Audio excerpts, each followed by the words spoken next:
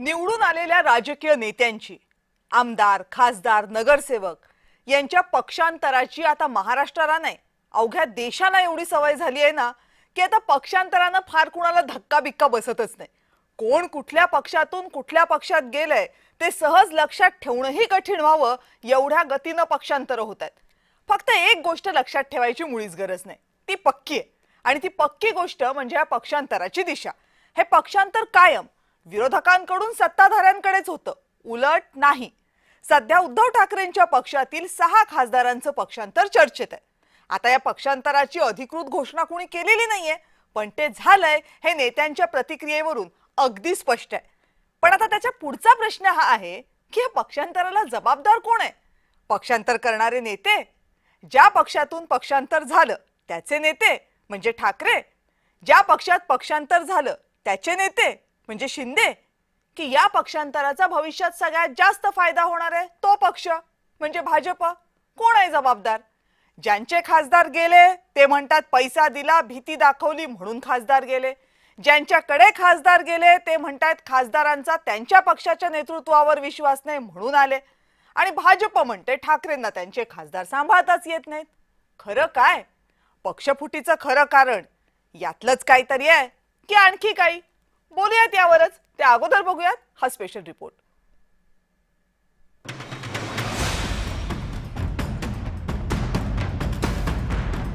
4 वर्षात शिवसेना उबाठामध्ये दुसऱ्यांदा फूट पडली आहे। 6 खासदारांनी पक्षाला रामराम केल्यावर संजय राऊतांची चांगलीच आगपाखड सुरू आहे। त्यांच्या ऑपरेशन नंतर आम्ही ऑपरेशन तुडवा सुरू केलंय असा इशारा राऊतांनी दिलाय। आता आमचं ऑपरेशन तुडवा सुरू होणार। काय ऑपरेशन तुडवा? ऑपरेशन काय? काय ग ते टायगर असले ते असे लपणारे लोक का टायगर असतात काय?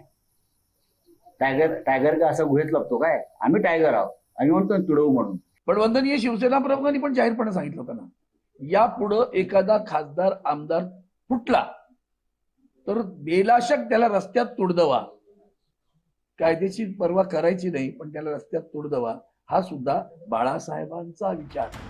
उबाठाच्या या धमक्यांना शिवसेना आणि भाजपनं जशास तसं उत्तर दिले। तुमच्या आमदार खासदारांना तुमच्याबरोबर राहायचं नाही। अच्छा, हे काय संपलेलं नाही, अजूनही रांग आहे उबाटामधून बाहेर पडायची। हा काय शेवटचा टप्पा नाहीये, म्हणून बोलताना काहीतरी भान ठेवा। संजय राऊत, तुम्ही जे बोलताय म्हणजे शिवराळ भाषेत तुमची भाषा घसरते आहे। आता मला तुमच्याबद्दल काही बोलायचं नाही, तर मला बोलायला खूप गोष्टी आहेत, पण मला त्याबद्दल काही बोलायचं नाही। पण तुमच्या अशा बोलण्यामुळे या शिवसेनेचा रास होत चाललेला उबाठाचा। मुळात या फुटीला जबाबदार कोण यावर चर्चा सुरू आहे। कुणी म्हणतात स्वतः उद्धव ठाकरे जबाबदार आहेत, तर कुणी दोष भाजपला देते। आमदार खासदार एका पक्षावर निवडून येतात आणि पैशाची प्रलोभनं दाखवल्यावरती ताबडतोब जो पेजेला दही त्याच्या शेजेवर जातात।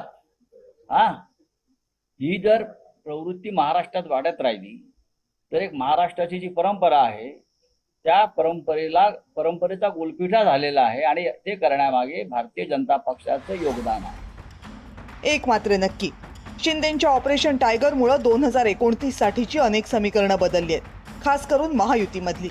कारण शिवसेनेच्या खासदारांचा आकडा आता 7 वरून 13 वर गेलाय। नजीकच्या काळात जर उबाठाचे आमदारही फुटले तर विधानसभेत शिंदेंच्या आमदारांची संख्या 70च्या पार जाऊ शकते। तसं झालं तर महाराष्ट्रात भाजपची डोकेदुखी वाढणार हे मात्र नक्की। ब्युरो रिपोर्ट, जय महाराष्ट्र।